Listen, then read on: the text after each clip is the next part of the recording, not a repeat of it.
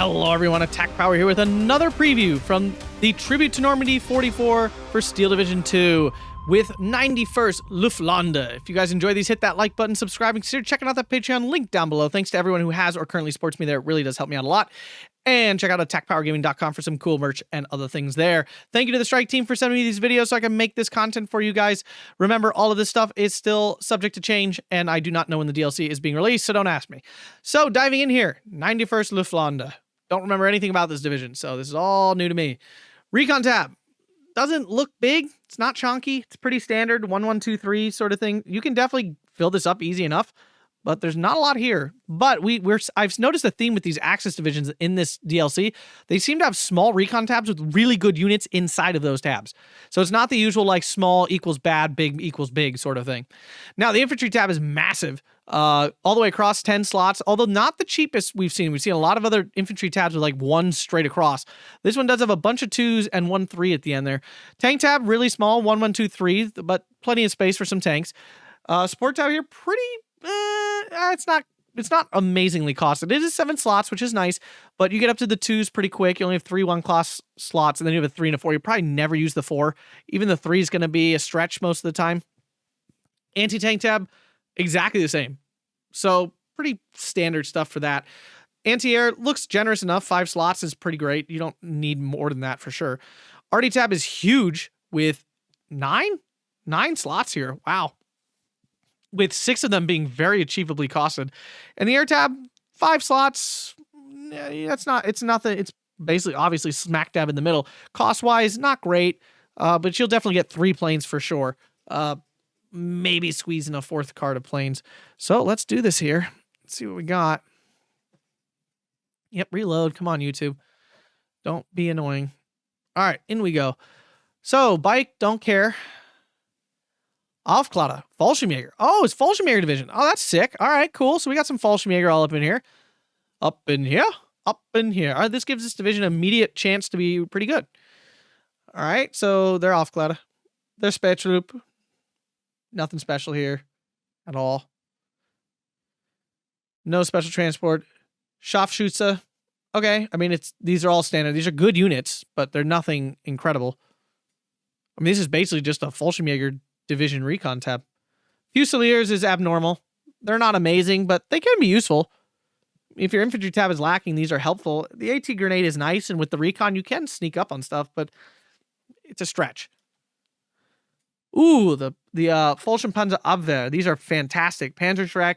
It's a chonky squad at 10 men with G43s and stuff. This is an amazing group. So yeah, I mean, basically this tab is what? You bring the Scharfschütze, you bring Atkpwr, and you bring the Abwehr. That's pretty much it.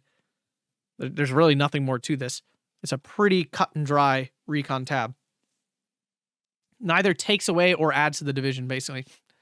Okay, so we have a ace guy here. He's a leader. Führer Ulig. He's actually an undercosted. He's an undercosted Fallschirmjäger Führer. They're not usually 20 points. I can tell you that.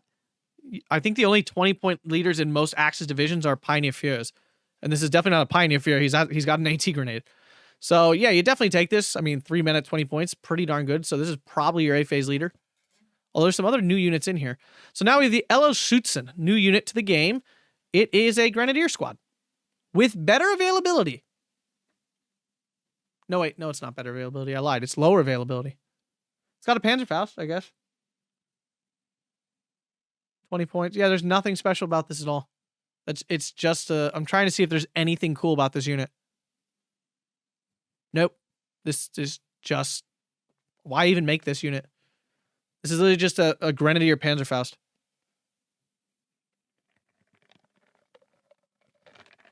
It looks different. I'm legitimately confused why they even made this unit a thing. This is literally just a Grenadier Panzerfaust. Okay, kind of weird. You get 4 cards of those, so you're obviously expected to lean on those. Sturm Pioneer, only get 1 card. That's a bummer. But you have them, so it's something to work with. Fallschirm Pioneer. All right, Fallschirmjäger Pioneer. I mean, these are great. They're... Oh, wait, what? Does that say 25 points? Weren't these 30? Didn't they have FG42s? Is this from the change? Have I just not noticed that Fulton Pioneers are much weaker now? I must not have noticed. Because this looks like a standard Fulton Pioneer. Okay, so these are only 25 points now. Raider with 12 men. I mean, that's pretty good for a Pioneer squad, technically speaking. Huh. How did I totally miss that? Yeah, I watch a lot of Steel Division 2. It's easy to miss. There's only a few thousand units. No big deal.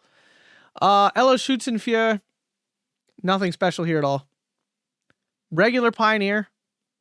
I mean, you probably end up taking it. Maybe not. Okay, Elo Schützen. Okay, so a weaker... This is literally a weakened Panzergren squad. One less guy. No AT. So only 9 men. Still 30 points. Higher availability, though. There we go. Okay. So there's something fun. They have higher availability. So you can vet them a little bit easier. Yeah. Okay. This unit is a little better. You only get 2 of them, though. Huh. I'm not going to lie. My wish list did not include just a weakened Panzergren variant. Oh, wait. This is MG34, too. It's a weakened Panzergren MG34. Oh, that's really depressing. It's really not that good. Oh, Fallschirmjäger with FG42s. Now, these are fantastic. We all know these slap harder than anything. This is like power slap level right here.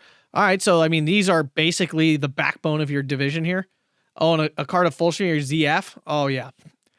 So, my guess is you'd probably go, you know, me thinking balance build, right? I'd probably go Fallschirmjäger FG42, 1 in A, 1 in B. Then you put the Fallschirmjäger ZF and B, so you have lots of those. The LL Schützen, you go A phase for sure with one of them at least, maybe even both. And then Fallschirm Pioneer in B, Schirm Pioneer in A phase with maybe another Pioneer, and then just LL Schützen to fill in the garbage along with a leader or two. It's probably how you build this division, this infantry tab. There's not much to do with it. It's pretty actually, it's pretty one-dimensional. It's not actually very exciting to me at all. You have almost no flame units. You're basically reliant almost on grenades only. And you have Fallschirmjägers, and they're the only thing that really matters in the tab. The LL Schützen are not like, again, they're just worse Panzergrens. By all accounts, they're worse Panzergrens. Panzer 35Rs are horrible. I don't like them at all. I don't use them. Like, the penetration is so low, they struggle to kill half-tracks most of the time. The 39H is a little bit better. It gets places and actually can kill something. The Panzer B2, really like Panzer B2s. Panzer 3, don't love these. The penetration's really low. They basically die to anything that looks at them. But 3 of them for 30 points, leader, might be worth it. Does have radio, maybe. Stug 3, you absolutely does not available in A phase. That's pretty big. So you have no medium tanks in A phase. You need both these Stug cards without a doubt. Like, if we're thinking balance, it's obviously BC on these. And A phase, you throw in some of those French tanks just to have them. It's not a good tank tab. It gets the job done. Like, I obviously play 5th Cav with only Stugs, and I'm happy about that. But the thing is, there's really good stuff around that core. But then again, the infantry tab, like, it is good. I mean, it's Fallschirmjägers. It's good. But you don't really have the super efficient cards of like Roshuri and stuff. So that's where the connections here end. You don't need these Flammenwerfers. You probably do. Kubel munition. Nice to have the 20-point option in ammo. Definitely use that because you can break it up then. MG34, whatever. MG42, whatever. IG-18, okay. These support tabs coming together nicely. MG42. Munitions. LG42 in A or B. Okay, I mean, this is a good support tab. You got good stuff here. The LG42, if you're playing balance, you probably put it in B. If you're playing any aggressive income, you put it in A. You have the IG-18s. You have plenty of heavy machine guns to work with. You probably bring a commandant and some ammo. You got plenty of slots for all that. So yeah, I mean, this gets the job done. There's no mobile 2K HE, but that's all right. There's plenty of divisions that don't have that. All right, AT, we have the Panzerschreck. Panzerschreck's a Panzerschreck. You obviously take the Fallschirmjäger one because it has Raider. Not that I think this thing needs exceptionally stealth, but okay. Pack Gerlich here. These are phenomenal. You absolutely take these. I'm actually kind of frightened to have more of these in game. These are gross. Any AT gun with Raider on it is gross. because things just can't spot them even when they get shot by this unit from certain ranges. So yeah, the Pack Garlic, really good. It's low damage. You have to be aware of the lower damage. You need 3 pens to kill something, but it's extremely high penetration for a weapon of this cost and a really nice rate of fire, so it actually can kill stuff. 1,000-meter range. It's not super long, but it gets the job done. Pack 40, you only get 1 card, so that's a little strainy. Pack 43s, you get 2 cards. Okay, so you probably do Panzerschreck, Garlic, Pack 40 in A phase, so 1, 2, 3, and then Pack 43 in B phase, and maybe just Pack 43 in C phase. Like if you're balancing, again, this is balanced build. This is a rough division to go any. I'm having a hard time seeing how you make this division aggressive. You have no armor in A phase for aggression, no recon to do it, no armor to do it. You're relying solely on your infantry, with no support, like at all. Plenty of heavy machine guns, I guess. Anti-air here. Ew. 20 mil flak. Yucky. 20 mil flak. Still yucky. Flak 36 locked to B phase. Oh, that's a kick. Well, truthfully, you'd probably put it there anyway, most of the time. And then you have 88s also locked to B. So, So, yeah, I mean, 20 mils in A, 36 and 88 in B. That's your AA tab. Not much here. Not much here to work with at all. Battery Feu. Beobachter, nothing special there. Big nerf here, guys. If you didn't see this, Fallschirmjäger mortars, specifically Fallschirmjäger, just Fallschirmjäger, not paratroopers in general. Fallschirmjäger 81 mil mortars have been nerfed to 1,800 meter range. Really bad. Like that's a major nerf. Down from 3,000 meter, which means these are 60 mil mortars. Like in terms of range, that's what a 60 mil mortar has. But you still have the same fire rate as an 81 mil mortar. You do have the radio, and the radio is nice, but like that's really bad. Like that's a major cut to range. That's a nerf. Now they did decrease the price, I believe. At least they should have. If they didn't, I'm pretty sure they did though. Yeah, they did, because an 81 mil mortar is now more expensive than this. Now this thing will definitely kill stuff still because of its radio, right? So like, I'm not saying you don't take these anymore, but just understand they are a lot weaker because of that loss of 1,200 meters. Like that's a lot of range loss. Like these things don't get out there anymore. Yeah, he's noting the big change here. Normal 81, whatever. Geb 105. 120. Okay, the 120. All right, this one is still normal. So I think this is a lot of reason now actually to bring the 120 with radio instead, potentially. Yeah, very possibly. 122 Russian gun. I always want these to be good, and then I use them, and they're really not. Their rate of fire is really slow for a gun of this caliber. A lot of other guns in this caliber range fire faster. And truthfully, if you just bump down to a 105, the amount of damage you lose is minimal. And you pick up, most of those guns fire 6 to 8 rounds a minute. So you pick up a ton of fire rate for such a little sacrifice. It makes this gun feel really bad in comparison. Okay, this is a thing. The Wolframen UE 630 French 280 millimeter. So it's a crippled Wolframen. Like that's what it's like, for being honest with ourselves. It's a crippled Wolframen because you only have 4 rockets. It's only 100 points. So for argument's sake, that is not bad cost-wise. It's slow AF. I don't know. I think you take this. I mean, this is a huge arty tab. So yeah, I think you do take this. I mean, you use it. You get your little Wolframen strikes off. I mean, this could potentially still take down a bigger tank. You probably need 2 of them. But 2 of these guys, I mean, they got 8 rockets then. It's a very odd unit. This is fun. I definitely think you take this.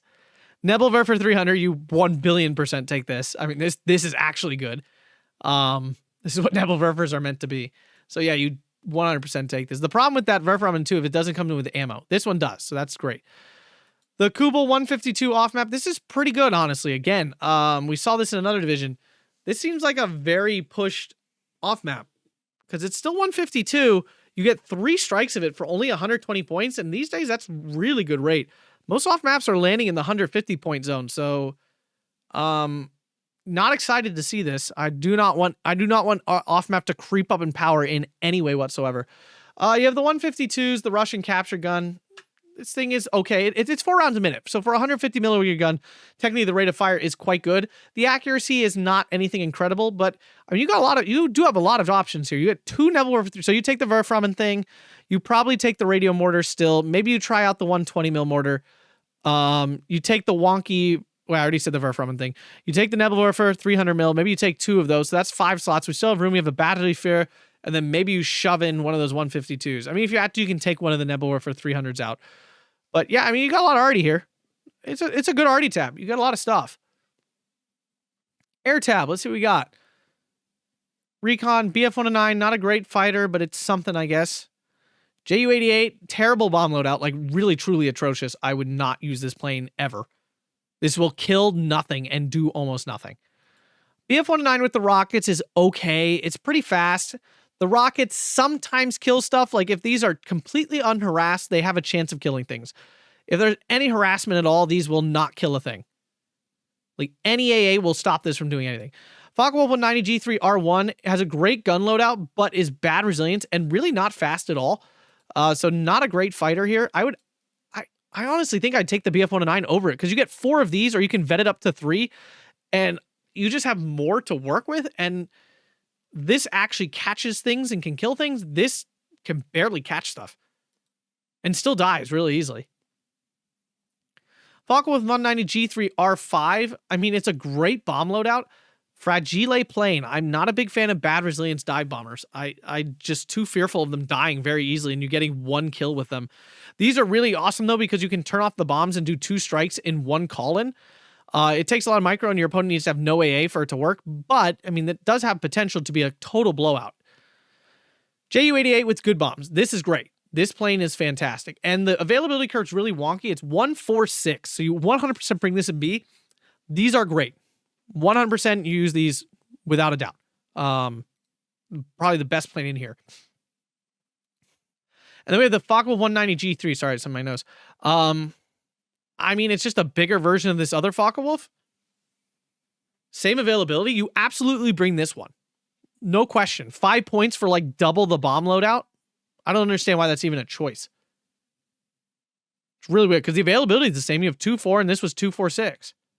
So I don't know why on God's green earth you'd ever take the other one over this. Like this is just this, you can actually do the double bomb thing really effectively. It's not a great air tab though. Like, let's be clear. Not a great air tab. You have some tools, no AT at all. You don't need it necessarily. I mean, looking back, Recon tab neither adds or takes away from this division. It's fine. It's serviceable. It does what it's supposed to do. It's solid. Infantry tab is solid. I mean, it is good. I'm not saying this isn't a good infantry tab. It's big. You have Fallschirmjägers. Fallschirmjägers are great. These LL Schützen are fine, I guess. They're not amazing, but they're certainly serviceable. You are heavily reliant on Pioneer CQC again. You know, you come up against any Soviet division with some flamers, or you come up against any Romanian division with some flamers, or any unit with flamers, and you're gonna be in a lot of trouble in the woods.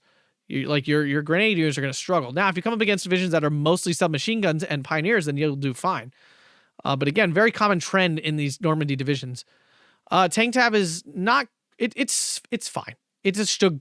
For all intents and purposes, it's a Stug tank tab, but it is phase lock where the Stugs are only coming in B phase. So that part sucks. I'm saying it's not a good tank tab because of the phase locking, not because it's only Stugs. There's plenty of divisions in the game that only have Stugs, and those tank tabs are fine. Like, not many people ever complain about that. But here, because they're phase locked into B and C, they become not as good. Support tab is great. Support tab is very solid. Nothing to complain about there. AT tab is lacking, but it has good tools. But it doesn't have a ton of depth. You will run out of stuff, and then you're relying on 100-point pack 43s, which is not what you want to be relying on. RD tab is good. RD tab is very good. A lot of Nebelwerfers, a lot of cool units here. Definitely. Air tab, underwhelming. Not great. I would probably put this is probably like a solid B tier division. I think the phase locking on the armor is too rough. There's not enough armor to go around, really. Your infantry are good, but again, not strong enough in the woods to hold their own by themselves. Fallschirmjägers are great, though. Your support tab is great. Your RD tab is great. AT tab is solid enough. But I think you're going to have a lot of trouble pushing. I think there's going to be a lot of push trouble in this deck. There's just not a lot of ways to get over open ground. Not a lot of ways. I mean, RD is basically it. Like, you got to use Neville Riffers to basically pepper your opponent all the time. That off map, that's there. Can't deny that it exists. But if you guys enjoyed this, make sure to hit that like button, subscribe, and consider checking out that Patreon link down below. Thanks a bunch, everyone, and have a fantastic day.